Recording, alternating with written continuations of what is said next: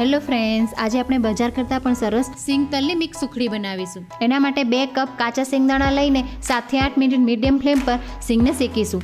સિંગના આ રીતે આસાનીથી ફોતરા ઉતરવા લાગે એટલે ગેસની ફ્લેમ બંધ કરીને સિંગને બીજા પ્લેટમાં લઈ લઈશું. પછી 1 કપ સફેદ તલ લઈશું. તલને 5 થી 7 મિનિટ મીડિયમ ફ્લેમ પર શેકીશું.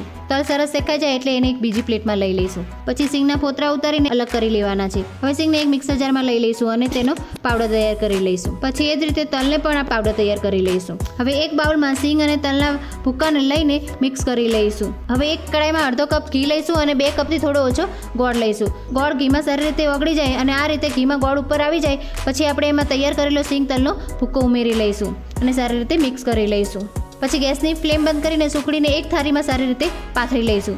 સુખડી થોડી ઠંડી થઈ જાય એટલે ચપ્પાની મદદથી સુખડીના આ રીતે પીસ કરી લઈશું. તો તૈયાર છે સરસ મજાની સોફ્ટ સિંગ તલની મિક્સ સુખડી. અને મારી ચેનલને સબસ્ક્રાઈબ કરી દેજો. Thank you.